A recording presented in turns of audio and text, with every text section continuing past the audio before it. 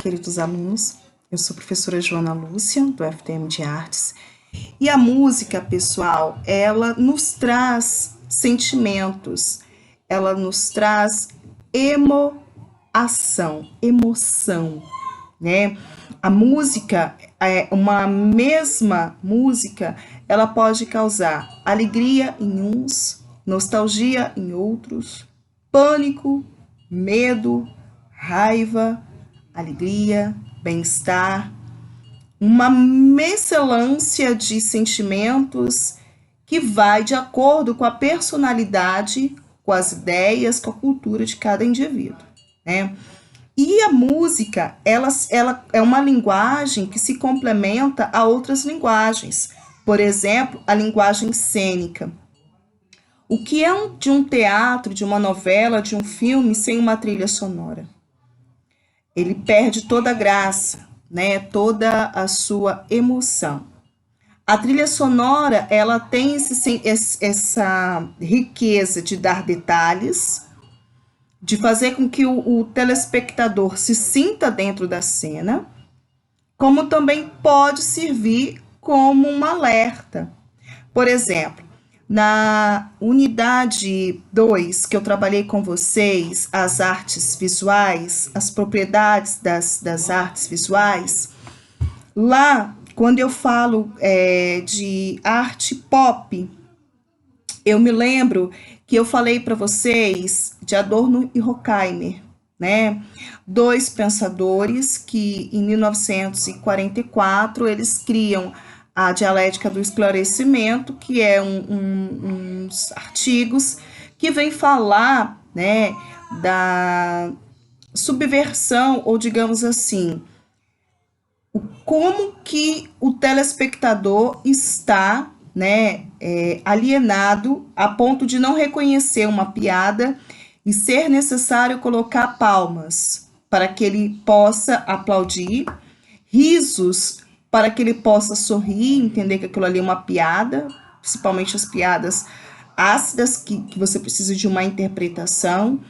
Então, eles fazem uma crítica às trilhas sonoras de muitos vídeos, novelas, filmes, programas de TV, porque o telespectador está tão alienado, tão, digamos assim, entretido, que ele não consegue pensar. Ele necessita de ter uma trilha sonora para sinalizar a hora de rir, com risos, a hora de aplaudir, com aplausos, a hora de chorar, com ah, né? Então, desde então até os tempos atuais, isso não mudou, isso continua, né? E a trilha sonora, além de fazer esses sinais, ela pode também colocar o telespectador na cena, né?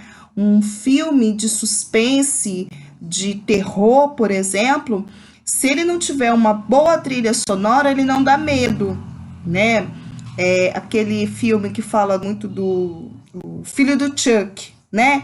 Ele deixa de ser um filme de terror e passa a ser um filme de comédia, principalmente pela trilha sonora em que ele tá, né? O bonequinho vai assustar e acaba sendo ridicularizado e todo mundo ri porque ele foi humilhado, né? Então, assim, a linguagem musical, ela tem uma série de importância para o ser humano, desde complemento a uma outra linguagem, desde ela por ela mesma, né?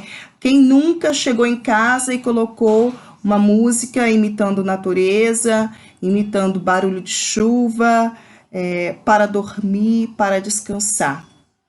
Quantas mães, desde grávidas, colocavam músicas para acalmar o bebê? Futuros pedagogos que forem trabalhar em hotelzinhos, muitas das vezes utilizam a música para acalmar. A hora do danar, né, do dormir, é acompanhado por uma sala em meia luz, berços e uma música de fundo, bem calma, bem tranquila, para ir serenando, né? Então, a música, ela pode ser utilizada como uma terapia, como arte com música, tá? É uma linguagem pouco explorada, muito embora deveria estar presente em todas as etapas, em todos os anos do ensino fundamental e médio, tá? Inclusive educação infantil, sendo que educação infantil e creches trabalham muito, né? A linguagem musical. E isso vai se perdendo com o passar dos anos, né? Dentro da educação básica. Isso não deveria acontecer. O que a música é capaz de causar em nós? Desde sensação de alegria, de prazer, até mesmo de pânico, de medo, de angústia, de raiva, dependendo do som. O som, pela física, eu tenho som quando eu não tenho silêncio. Bobo isso, né? Mas é de fato verdade. Quando eu tenho períodos de pausa, né? Pausas de barulhos ou períodos de silêncio intercalados com barulhos, eu terei o som. Então, eu posso ter diversos tipos de som. Eu posso ter uma batucada, quando eu bato na mesa. Mas o som, pessoal, ele é quando eu formo som, quando eu não tenho ausência de barulho, quando eu não tenho silêncio absoluto. E falar de silêncio absoluto é muito relativo. Não existe silêncio absoluto, tá? Aí o surdo, ele também não vive no silêncio absoluto. Ele consegue sentir pelo tato, né? Pela vibração do chão, quando há barulhos ao redor de si. Quando tem um rádio ligado, por exemplo, vibra os objetos ao redor, o chão. Nós não percebemos, mas eles percebem. Tá? Que nós, humanos, somos acostumados com o barulho. E esse barulho, quando ritmado, ele vai originar o som. E esse som ritmado pode originar a música. Tá? Então, o som, ele pode provocar em nós, assim como as pinturas, as cores, as telas, diversas emoções, como eu já disse. E esse som, ele vai acontecer, né? Ele acontece a todo tempo, a todo momento. O nosso ouvido, ele é capaz de perceber várias manifestações, né? Vários ruídos, vários sons ao mesmo tempo, tá? Nós temos diversos neurônios que vão capturar esses sons, né? E vão levar através do nervo acústico, esse nervo que está aí dentro do nosso aparelho, vai levar ao cérebro, e se o cérebro reconhece o som, ele identifica, você fica sabendo do que se trata, caso contrário, ele vai memorizar esse som, tá? Então, o som, pessoal, assim como a música e qualquer outro barulho, é capturado por este aparelho, esse aparelho auditivo, o ouvido humano, tá? Eu coloquei essa imagem para uma explicação bem simplista e elucidativa. Vocês não têm a obrigação de decorar isso. Isso é uma simples imagem para que vocês entendam o processo. Não sei se vocês perceberam, mas existem pessoas que às vezes por algum acidente perdem esse pavilhão auditivo, que é o que a gente chama de orelha, né? E elas vão ter dificuldade de ouvir. Por quê? A orelha, pessoal, ela serve para quê? Ela serve para desviar o som, né? Quando eu falo, a minha boca se mexe, eu produzo um movimento no ar. Os átomos do ar, eles se chocam um contra o outro, formando uma onda sonora. Essa onda sonora vai ser propagada de átomo para átomo no ar até chegar no ouvido do meu receptor, da pessoa que está me ouvindo, da pessoa que está conversando comigo. A orelha, ela tem justamente esse formato para quê? Para desviar essa onda sonora que está passando para dentro do meato acústico, que é este orifício ao qual a gente usa, né, o cotonete para limpar. O som ele precisa passar por ali, olha, aqui, ó, tá vendo? Esse meato acústico, esse canal vai levar, então, essa vibração sonora, essa onda sonora, até o fundo do ouvido, né? Onde eu tenho uma membrana chamada tímpano, que vai funcionar como uma película de percussão, como uma película de tambor. A onda sonora, ao atingir o tímpano, vai vibrar esse tímpano, essa membrana delicada, muito delicada e sensível. E assim como eu bato num tambor, a ação mecânica vai ativar mecanicamente 3 ossos: o martelo, a bigorna e o estribo. 3 mini ossos, são os menores ossos do corpo humano, que vão, por fim, atingir um osso maior, que é a cóclea, esse aqui que parece um caracolzinho, ao qual tem canais semicirculares, né? Esse osso de azul que eu estou me referindo. Dentro da cóclea existe um líquido, tá? Esse líquido, ao ser tocado, né, por essas vibrações, ele vai então oscilar, e essa oscilação nesse líquido vai despertar, né, ações e reações químicas. E por meio dessas reações químicas, neurônios vão atingir, né, vão acionar, vão se comunicar com o nervo, né, o nervo auditivo, que levará essas informações ao cérebro. E o cérebro vai identificar se trata de um som novo, se é um som antigo, se é a voz da professora Joana, se é a voz do Ian gritando lá na sala, se é o carro do gás passando, se é o vigia apitando e etc. Né?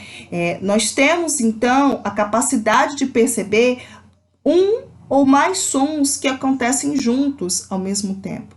Quem nunca pensou numa música e dali a pouco ouve a música na casa do vizinho ou passando dentro de um carro, né? Alguém está ouvindo dentro de um carro que passou na sua rua. Aí você fala, cara, eu estava pensando nessa música ainda há pouco e ela passou. Na verdade, você não estava pensando. Ela estava tão baixa que você pensou que estava pensando, mas na verdade você estava ouvindo esse som bem distante, concomitante com outros sons que estavam acontecendo ali ao seu redor, né? Então, assim, é mágico isso. O ouvido humano, ele escuta de 20 Hz, que é o som grave, a 20.000 Hz, que é o som agudo, tá? Um gato é capaz de captar 25% a mais de sons graves e o triplo de sons agudos. Existem animais que conseguem ouvir muito mais, tá? Existem, acima de 20.000 Hz, é o que a gente chama de supersons ou supersônicos, né? São sons tão alto que nosso ouvido não é capaz de captar. Por exemplo, elefantes conseguem se comunicar por ultrassons. O que eu, quanto professor pedagogo, preciso saber sobre a linguagem musical? Primeiro, eu, Joana, não sou música, e você também não é, e você não precisa ser músico para trabalhar a linguagem musical. Enquanto professores, pedagogos, precisamos ensinar o nosso aluno a reconhecer o som grave do agudo, a diferença entre o som grave e o agudo, a reconhecer os diversos gêneros musicais que existem no nosso país, a sua história, o seu contexto e a importância que eles têm para os diversos grupos étnicos de pessoas do nosso país e também para os diversos grupos da classe sociais, enfim, a nossa diversidade musical de região para região do Brasil, tá? Precisa, então, trabalhar os diferentes sons, músicas e canção, para que ele saiba o que é esses 3, os diferentes ritmos, gêneros que caracterizam o Brasil, como eu já disse, apreciar e interpretar diversos gêneros musicais, o que aquelas músicas têm por trás daquelas letras, né? Estimular, tá? A fazer análises de paródias no contexto social, né? O que é uma paródia, como fazer uma paródia, a importância da paródia. As paródias, elas são importantes, né? Para a criança memorizar, por exemplo, um conteúdo. Ah, porque memorizar, professora, cai em desuso, é antiquado. Não, não é, pessoal. tá? Não é antiquado, por quê? Porque eu precisei memorizar para aprender a ler e escrever. Eu precisei memorizar para aprender a reconhecer os números e aprender a somar, multiplicar, diminuir, subtrair e dividir. Então, eu preciso aprender um jeito legal de memorizar, um jeito lúdico, né? Para memorizar de uma forma mais pedagógica, mais lúdica, conteúdos e informações importantes. Usar a música, então, para o aprendizado, para aprender lições, conteúdos, para relaxar. Só, pessoal, a prática do pensamento musical. E aí, os sons, o som, a linguagem musical, ela tem propriedades que são altura, duração, intensidade e timbre, tá? A altura é o que ele vai primeiro falar, né? Que é o que a gente chama de grave e agudo. É o que as pessoas chamam de fino e grosso. Mas eu tenho aqui a flautinha, né, do meu filho, e eu vou tentar representar para vocês 2 sons e quero que vocês me acompanhem aí a diferença entre eles. O primeiro.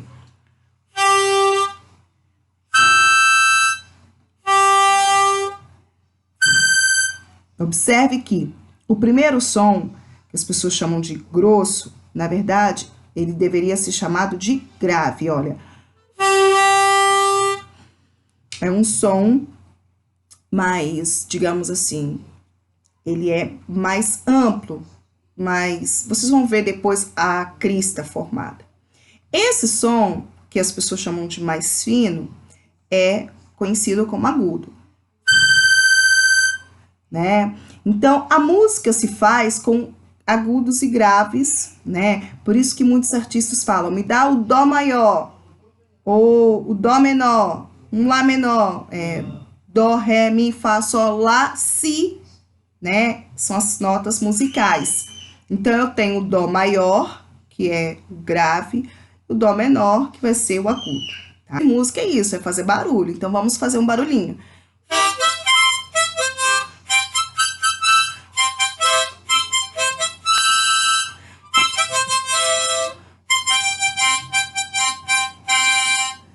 Então, a gaita, ela é um instrumento musical que dá para a criança brincar, assim como a flauta. E a partir de então, ela ia apurando o seu senso musical e inventando música. A aula, o professor ele pode desenvolver com os alunos ritmos com o próprio corpo.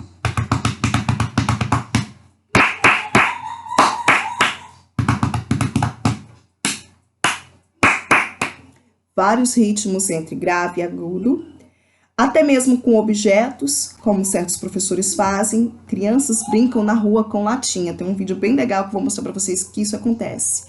Para a criança aprender a fazer música. Fazer música é harmonizar sons, né?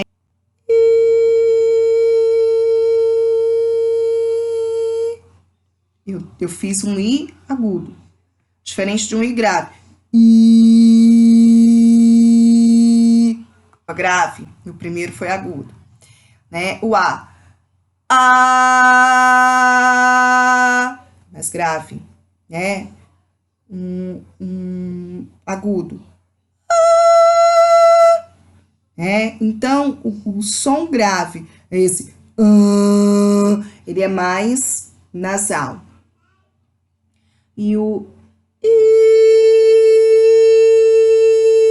né? É um som que ele não sai tanto lá de dentro, assim, desses ossos aqui da face, né? Então, eu vou do agudo ao grave, ó.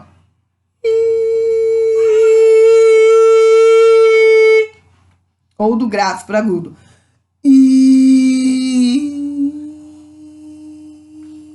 Né?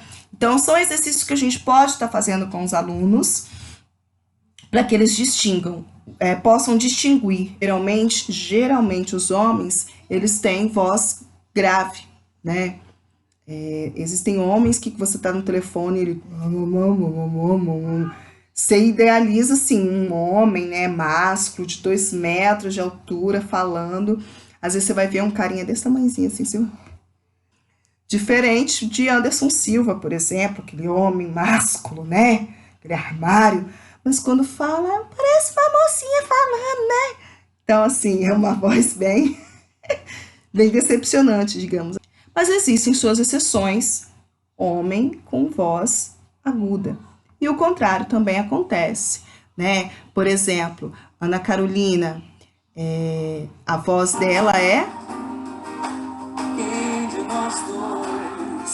grave, né? Muito grave. Duração, né?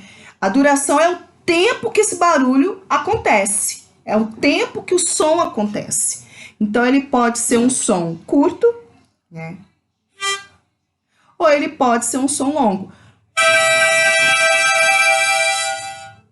Durou. A intensidade nada mais é do que o volume, tá? Quando eu falo de intensidade, eu posso estar falando dessa intensidade que você está me ouvindo, mas a música ainda está ocorrendo, olha. Está em 8. E eu posso colocar aqui em 100. Então, intensidade é isso. É aumentar ou diminuir um som. É o volume, tá? O timbre é o quê? É a característica do som. É o barulho característico de algum instrumento. Por exemplo, no contrabaixo, num violão, no violino, numa flauta. Em diversos instrumentos que eu tocar, você vai saber que é música brasileirinho. Por quê? A música, ela é uma combinação de notas musicais. Então, a partitura, ela vai dizer se é dó maior, se é dó menor, se é ré maior, se é ré menor, se é o lá, se é o si. Então, a pessoa, ao interpretar aquela partitura no instrumento que ela tá, você identifica a música, a canção. Todavia, você sabe dizer se é um cavaquinho, se é um piano, porque cada instrumento musical tem o seu timbre. O timbre me caracteriza. Se eu estiver dando aula num corredor ou numa sala e você passar ao lado, olha a professora Joana Lúcia falando. Por quê? O seu cérebro já memorizou. Fiquem com Deus. Um grande beijo para vocês e tchau, tchau.